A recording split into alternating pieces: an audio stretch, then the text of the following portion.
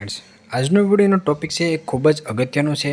તમારે નીટમાં ગમે એટલો સારો સ્કોર હોય પરંતુ જો રાઉન્ડની પ્રોસેસના નિયમો છે એ તમને બરાબર ખ્યાલ ના હોય અથવા તો જે તમારા રજિસ્ટ્રેશનનો નિયમ છે, મેરિટ લિસ્ટનો નિયમ છે એ તમને ખ્યાલ ના હોય તો તમારી કાઉન્સેલિંગ છે તે અધૂરી રહે છે અને મેરિટ લિસ્ટમાંથી તમારું નામ પણ નીકળી જતું હોય છે। સીટ બ્લોકિંગ કરવાનો ગુજરાતમાં શું નિયમ છે, અપગ્રેડ થવા માટેનો ગુજરાતમાં શું નિયમ છે, આ વર્ષે શું નિયમ અપડેટ થવાનો છે, એની સંપૂર્ણ માહિતી આજના વિડીયોમાં તમને મળશે। તમે જ્યારે ગુજરાત મેડિકલ કાઉન્સિલિંગમાં MBBS, BDH, BMH કે BHMSમાં પ્રવેશ પ્રક્રિયામાં તમે ભાગ લેતા હોય તો પ્રથમ રાઉન્ડથી લઈ અને સ્ટ્રે વેકેન્સી રાઉન્ડ સુધીની સંપૂર્ણ માહિતી તમારી પાસે પહેલેથી જ હોવી જોઈએ। પ્રથમ રાઉન્ડથી જ એ નક્કી થઈ જતો હોય છે કે તમને ત્રીજા કે સ્ટ્રે વેકેન્સી રાઉન્ડમાં એડમિશન મળશે કે નહીં। સંપૂર્ણ માહિતી હું તમને સ્ટેપ બાય સ્ટેપ આપીશ। ઓલરેડી તમામ પ્રકારના વિડીયો હું સ્ટેપ બાય સ્ટેપ બનાવતો હોઉં છું। ગયા વર્ષના વિડીયો પણ તમને પ્લેલિસ્ટમાં મળી જશે। વધારે માહિતી માટે તમે પેડ કાઉન્સિલિંગમાં પણ જોડાઈ શકો છો, જેના નંબર તમને ડિસ્ક્રિપ્શનમાં મળી જશે। હવે આપણે વિડીયોના ટોપિક પર આવીએ। જે અગાઉના વિડીયોમાં માહિતી આપી એ મુજબ ગુજરાતમાં ટોટલ 4 રાઉન્ડ થાય છે। પ્રથમ round, second round, third round જેને તમે મોપઅપ રાઉન્ડ તરીકે ઓળખો છો અને ચોથો રાઉન્ડ જેને સ્ટ્રે વેકેન્સી રાઉન્ડ તરીકે ઓળખી શકો છો। તમે દરેક રાઉન્ડમાં નવું રજિસ્ટ્રેશન કરી શકો છો। એના પણ અલગ અલગ નિયમો છે જે ઓલરેડી અગાઉના વિડીયોમાં મેં ચર્ચા કરેલી છે। પરંતુ જો પ્રથમ રાઉન્ડ કે બીજા રાઉન્ડમાં તમે રજિસ્ટ્રેશન કરવાનું ચૂકી ગયા હોય તો તમે ત્રીજા રાઉન્ડમાં પણ રજિસ્ટ્રેશન કરી શકો છો। ઘણા બધી વિદ્યાર્થીઓને એવું હોય છે કે ચોથા રાઉન્ડ સુધી હું વેઇટ કરીશ તો મને કોલેજ મળી જશે। તો સ્ટ્રે વેકેન્સી રાઉન્ડ છે એમાં નવું રજિસ્ટ્રેશન છે એ કોણ કોણ કરી શકે છે એની પણ આપણે માહિતી છે જોઈશું। વિગતવાર ચાર્ટ સાથે તમને લોકોને સમજાવી જેથી કરીને તમે અપગ્રેડ માટે અરજી કરતા હોય। મોસ્ટ ઓફલી વિદ્યાર્થીઓ છે એ આયુર્વેદિકની સીટ છે એ કન્ફર્મ કરીને એની સાથે MBBSમાં જતા હોય અથવા તો ડેન્ટલની સીટ છે એ કન્ફર્મ કરીને બેકઅપ પ્લાન તરીકે એ લોકો MBBSમાં પણ જતા હોય। તો અપગ્રેડનો નિયમ સમજવો ખૂબ જ જરૂરી છે। જ્યાં પણ વિદ્યાર્થીઓ મેડિકલની સાથે આયુર્વેદિકમાં, હોમિયોપેથિકમાં કે ડેન્ટલમાં સીટ કન્ફર્મ કરતા હોય તો બંને જગ્યાએ એની ફી ભરવી પડે છે। એના પર ઓલરેડી વિડીયો બનાવેલો છે, એ પણ તમે જોઈ લેજો। આ વખતે પણ તમે પેડ કાઉન્સિલિંગમાં જોડાશો તો એડમિશન નોટિફિકેશનથી લઈ અને કોલેજ અને સ્કોલરશિપ મળે ત્યાં સુધીની સંપૂર્ણ A to Z તમને માહિતી છે તે મળતી રહેશે। તો પેડ કાઉન્સિલિંગમાં જોડાવા માટે તમને ડિસ્ક્રિપ્શનમાં નંબર મળી જશે। તો હવે આપણે વિડીયોના ટોપિક પર આવીએ। તો ગુજરાતમાં જે પ્રથમ રાઉન્ડ છે એ તમારો ફ્રી એક્ઝિટ હોય છે। ફ્રી એક્ઝિટ એટલે કે પ્રથમ રાઉન્ડમાં તમને કોઈ પણ બાંધછોડ નથી। તમને કોલેજ મળી છે, તમે રાખો અથવા તો ના રાખો એનાથી કોઈ ફરક નથી પડતો, તમે બીજા રાઉન્ડમાં જઈ શકો છો। તો હવે ચાર્ટ દ્વારા હું તમને સમજાવું। સપોઝ ધારો કે ગુજરાતમાં પ્રથમ રાઉન્ડ છે એમાં તમે ચોઈસ ફિલિંગ કરી, તમને કોઈ સીટ અલોટ થઈ ગઈ છે। અલોટ એટલે કે તમને કોઈ કોલેજ મળી છે અને એ સીટમાં તમને પ્રવેશ મળ્યો છે અને હવે તમને એવું થાય કે એ સીટ મને મળી છે પરંતુ આ સીટ મારે કન્ફર્મ કરવી નથી। હવે પ્રથમ રાઉન્ડમાં તમે સીટ કન્ફર્મ નથી કરતા અથવા કરો છો તો એનાથી ફાયદો શું થાય છે અથવા ગેરફાયદો શું થાય છે એ પણ તમે જેમ જેમ આગળના રાઉન્ડમાં જતા જશો એમ તમે સમજી જશો। એટલા માટે જ તમને કહું છું કે મેડિકલ કાઉન્સિલિંગમાં પ્રથમ રાઉન્ડથી લઈને સ્ટ્રે વેકેન્સી રાઉન્ડ સુધીની સંપૂર્ણ જે માહિતી છે એ તમારી પાસે પ્રથમ રાઉન્ડમાં જ હોવી જોઈએ। પ્રથમ રાઉન્ડમાં તમને કોઈ સીટ મળી છે, તમે પ્રવેશ કન્ફર્મ નથી કરતા એટલે કે તમે ફ્રી એક્ઝિટ લેવા માંગો છો તો કોઈ પ્રોબ્લેમ નથી। સેકન્ડ રાઉન્ડમાં તમે જઈ શકો છો। સેકન્ડ રાઉન્ડમાં તમે નવું રજિસ્ટ્રેશન છે તે કરવાનું નથી। પરંતુ સપોઝ ધારો કે પ્રથમ રાઉન્ડમાં તમને કોઈ સીટ મળી ગઈ છે, હવે તમે એક કોલેજ કન્ફર્મ કરો છો તો પ્રથમ રાઉન્ડમાં તમે જે પણ કોલેજ કન્ફર્મ કરી એ તમારી પસંદની કોલેજ મળી હોય તો તમારી કાઉન્સેલિંગ સમાપ્ત થઈ જશે કારણ કે તમારી પસંદની કોલેજ તમને પ્રથમ રાઉન્ડમાં જ મળી ગઈ છે। પરંતુ જે કોલેજ મળી છે એની સાથે તમે અસંતુષ્ટ છો અને તમે હજુ સુધી સેકન્ડ રાઉન્ડમાં જવા માંગો છો તો અપગ્રેડ માટે તમે અરજી કરશો। હવે તમે અપગ્રેડ માટે અરજી કરશો એટલે તમે રાઉન્ડ 2માં જશો। બીજું કે પ્રથમ રાઉન્ડનું અલોટમેન્ટ આવ્યું એટલે કે સીટનું રિઝલ્ટ આવ્યું, ત્યાર પછી કોઈ પણ સીટ તમને નથી મળી તો તમે ડાયરેક્ટ જ બીજા રાઉન્ડમાં જઈ શકો છો। બીજા રાઉન્ડમાં કોઈ પણ તમારે નવું રજિસ્ટ્રેશન છે તે કરવાની જરૂરત નથી। રાઉન્ડના નિયમો છે એ જેમ જેમ આગળ જશે એમ અઘરા થતા જશે। હવે આપણે સેકન્ડ રાઉન્ડ એટલે કે બીજા રાઉન્ડની માહિતી જોઈએ। પ્રથમ રાઉન્ડમાં તમને કોઈ પણ સીટ નહોતી મળી, સેકન્ડ રાઉન્ડમાં તમે જઈ શકો છો। પ્રથમ રાઉન્ડમાં તમને સીટ છે મળી હતી, અપગ્રેડ માટે તમે સેકન્ડ રાઉન્ડમાં જઈ શકો છો। પ્રથમ રાઉન્ડમાં તમે રજિસ્ટ્રેશન કરવાનું ચૂકી ગયા હતા, સેકન્ડ રાઉન્ડમાં તમે નવું રજિસ્ટ્રેશન છે તે કરી શકો છો। સેકન્ડ રાઉન્ડમાં તમને કોઈ નવી સીટ મળી તો તમારી પાસે શું ઓપ્શન રહેશે? તમને પસંદની કોલેજ મળી છે, તમારી કાઉન્સેલિંગ અહીંયા સમાપ્ત થઈ જશે કારણ કે આગળ તમે રાઉન્ડમાં ભાગ લેવા નથી માંગતા, તમને પસંદની કોલેજ મળી છે, તમારી કાઉન્સેલિંગ પૂર્ણ। હવે નવી સીટ તમને મળી છે, તમે પ્રવેશ છે એ સેકન્ડ રાઉન્ડમાં કન્ફર્મ કરતા નથી। પ્રથમ રાઉન્ડમાં તમને કોઈ સીટ નહોતી મળી, બીજા રાઉન્ડમાં તમને કોઈ સીટ મળી છે અને પ્રવેશ તમે કન્ફર્મ નથી કરતા, તમારી જે 10,000 સિક્યુરિટી ડિપોઝિટ છે એ જપ્ત થઈ જશે। તમારે નવી 10,000 સિક્યુરિટી ડિપોઝિટ ભરવી પડશે અને ત્યાર પછી તમે ત્રીજા રાઉન્ડમાં જઈ શકો છો। જે પણ અમારી સાથે પેડ કાઉન્સેલિંગમાં જોડાયેલા હશે એની સિક્યુરિટી છે એ જપ્ત નહીં થાય કારણ કે અમે એવી રીતે જ કાઉન્સેલિંગ કરાવીએ છીએ।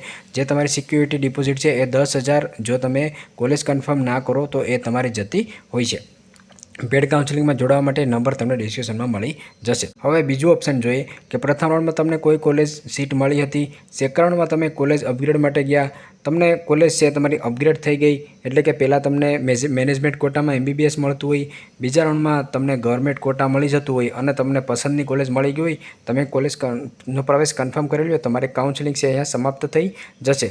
જો બીજા રાઉન્ડમાં તમારી કોલેજ છે એ અપગ્રેડ થઈ છે અને એ કોલેજ તમે કન્ફર્મ નથી કરતા તો પણ તમારી સિક્યોરિટી ડિપોઝિટ છે જપ્ત થઈ જશે અને ત્યાર પછી નવી સિક્યોરિટી ડિપોઝિટ 10,000 રૂપિયા ભરી અને તમારે ત્રીજા રાઉન્ડમાં જવું પડશે. હવે ત્રીજો ઓપ્શન જોઈએ કે પ્રથમ રાઉન્ડમાં તમને કોઈ કોલેજ મળી હતી, સેકન્ડ રાઉન્ડમાં તમે કોલેજ અપગ્રેડ માટે ગયા, કોલેજ છે એ તમારી અપગ્રેડ ના થઈ તો તમારી પાસે પ્રથમ રાઉન્ડની સીટ છે હજુ સુધી છે બેકઅપ પ્લાન તરીકે, તો પ્રથમ રાઉન્ડની સીટ તમે લઈ લ્યો, પ્રવેશ તમારો કન્ફર્મ કરી લ્યો, તમારી કાઉન્સેલિંગ અહીંયા સમાપ્ત થઈ જશે.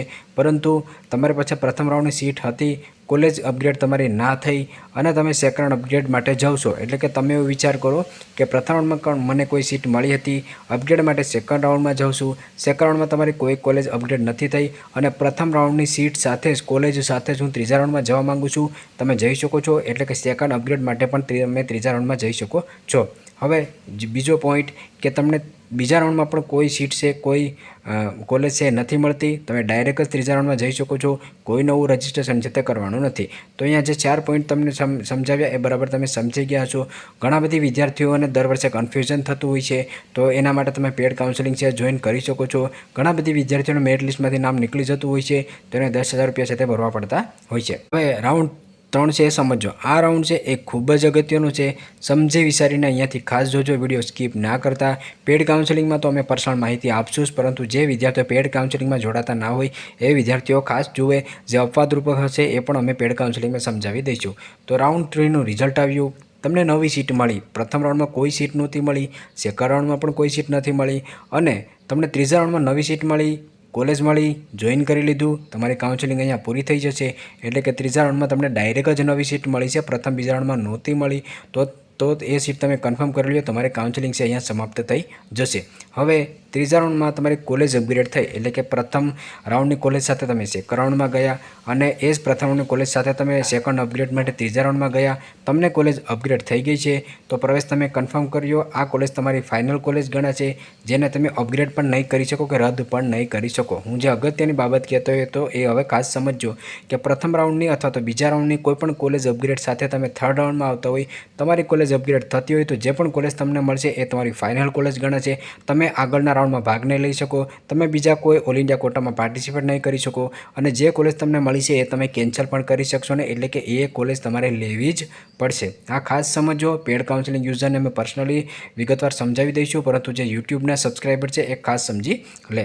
હવે ત્રીજા રાઉન્ડમાં તમે કોલેજ અપગ્રેડ માટે ગયા, એટલે કે પ્રથમ રાઉન્ડની કોઈ સીટ હતી, સેકન્ડ રાઉન્ડમાં ગયા, એ જ પ્રથમ રાઉન્ડની સીટ સાથે તમે ત્રીજા રાઉન્ડમાં જાવશો, તમારી કોલેજ અપગ્રેડ નથી થતી અથવા તો પ્રથમ રાઉન્ડમાં તમને કોઈ કોલેજ નહોતી મળી, સેકન્ડ રાઉન્ડમાં તમને કોલેજ મળી છે, સેકન્ડ રાઉન્ડની કોલેજ તમને મળી છે, એની સાથે તમે ત્રીજા રાઉન્ડમાં અપગ્રેડ માટે જતા હોય, કોઈ કોલેજ અપગ્રેડ ના થતી હોય તો જે પણ પ્રથમ કે બીજા રાઉન્ડની કન્ફર્મ કરેલ કોલેજ છે, એટલે કે સીટ છે તમારી પાસે હશે, એ કોલેજ તમારી ફાઇનલ કોલેજ ગણાશે, જેને તમે અપગ્રેડ પણ નહીં કરી શકો, આગળ ભાગ પણ નહીં લઈ શકો કે એ સીટ તમારી કેન્સલ પણ કરી શકશો નહીં. તો આ પોઈન્ટ છે એ ખાસ સમજવાના છે.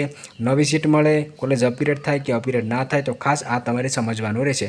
આ વર્ષે પણ સીટ બ્લોકિંગ ઉપર એક નિયમ આવવાનો હતો, ખાસ કરીને નવા રજિસ્ટ્રેશનને લગતો, તો એને અપ્રુવલ જ્યારે પણ આવી જશે તો એના પર પણ હું સંપૂર્ણ માહિતી છે પેડ કાઉન્સેલિંગ યુઝરને એ મોકલી દઈશ અથવા તો યુટ્યુબના માધ્યમથી પણ તમને લોકોને સમજાવી દઈશ સમય મળશે ત્યારે. હવે એક પણ સીટમાં તમને પ્રવેશ ના મળ્યો, પ્રથમ રાઉન્ડમાં તમને કોઈ સીટ ના મળી, સેકન્ડ રાઉન્ડમાં તમને કોઈ સીટ ના મળી, ત્રીજા રાઉન્ડમાં પણ તમને કોઈ સીટ ના મળી, તમે સ્ટે વેકેન્સી રાઉન્ડ માટે એલિજિબલ છો. પરંતુ જે વિદ્યાર્થીઓને કોલેજ અપગ્રેડ થઈ છે અથવા તો કોલેજ અપગ્રેડ નથી થઈ એ વિદ્યાર્થીઓ સ્ટે વેકેન્સી રાઉન્ડમાં ભાગ છે તે લઈ શકતા નથી. અમુક અપવાદરૂપક છે એ પેડ કાઉન્સેલિંગમાં અમે સમજાવી દઈશું. બાકી રાઉન્ડ 3નું રિઝલ્ટ આવશે તો આ ખાસ અગત્યની બાબત તમારે સમજવાની રહેશે. હવે લાસ્ટ રાઉન્ડ, ચોથો રાઉન્ડ અથવા તો સ્ટે વેકેન્સી રાઉન્ડ, કે ચોથા રાઉન્ડમાં તમને કોઈપણ સીટમાં પ્રવેશ મળ્યો છે, કોલેજ મળી છે, પ્રવેશ કન્ફર્મ કરો, કાઉન્સેલિંગ તમારી પૂર્ણ. ચોથા રાઉન્ડમાં પણ કોઈપણ સીટ નથી મળી, જો કોઈપણ સીટો વધારે ખાલી રહે, સ્પેશિયલ સ્ટે વેકેન્સી રાઉન્ડ કરવામાં આવે, તમે પાર્ટિસિપેટ કરી શકો છો. તમને કોઈ કોલેજ મળે, તમારી કાઉન્સેલિંગ અહીંયા સમાપ્ત થઈ જશે અને આની પછી જો આગળ તેમ છતાં પણ કોઈ સીટો ખાલી રહેતી હોય તો સ્પેશિયલ રાઉન્ડ છે તે કરવામાં આવતા હોય છે. બાકી સ્ટે વેકેન્સી રાઉન્ડ છે એ તમારો લાસ્ટ રાઉન્ડ ગણાશે. કાઉન્સેલિંગના નિયમો છે એ દર વર્ષે અપડેટ થતા હોય છે. આ વર્ષે પણ એક નિયમ છે જે સીટ બ્લોકિંગનો, એમાં અપડેટ થવાના છે. જો એનો અપ્રુવલ આવી જશે તો એની સંપૂર્ણ માહિતી હું પેડ કાઉન્સેલિંગમાં આપી દઈશ, અને સમય મળશે તો યુટ્યુબમાં પણ તમને લોકોને વિડીયો અપલોડ કરીને સમજાવી દઈશ. બાકી જે નિયમો છે એ તમારે સમજવા ખૂબ જ જરૂરી છે. નિયમ અનુસાર તમે કોલેજ પસંદગી ના કરતા હોય, તમારા ગુજરાત રેન્ક અનુસાર તમે કોલેજ પસંદગી ના કરતા હોય તો તમારે 10,000 સિક્યોરિટી ડિપોઝિટ છે જપ્ત થઈ જતી હોય છે. પ્રથમ રાઉન્ડ તમારો ફ્રી એક્ઝિટ છે, પરંતુ બીજો, ત્રીજો અને ચોથો રાઉન્ડ ખૂબ જ અગત્યનો છે. એમાં ખાસ કરી અને બીજા અને ત્રીજા રાઉન્ડમાં તમારે કઈ કોલેજમાં કેટલાય અટક્યો હોય છે એના ઉપરથી કોલેજ લિસ્ટ બનાવવાનું હોય છે. જે કોલેજ લિસ્ટ છે એ અમે જે અમારા પેડ કાઉન્સેલિંગમાં જોડાતા હોય તો અમે જ બનાવી દેતા હોય છે. તો પેડ કાઉન્સેલિંગમાં તમારે જોડાવ હોય તો ડિસ્ક્રિપ્શનમાં તમને નંબર મળી જશે. અમારી સાથે પેડ કાઉન્સેલિંગમાં જોડાતા હોય તો કોલના માધ્યમથી તમે કોઈ પણ ડાઉટ છે એ ક્લિયર કરી શકો છો. વધારે માહિતી માટે તમે પેડ કાઉન્સેલિંગમાં જોડાઈ શકો છો. વિડીયો તમને પસંદ આવે તો લાઇક કરજો. ચેનલમાં ન હોય તો ચેનલને સબસ્ક્રાઈબર કરી રાખજો.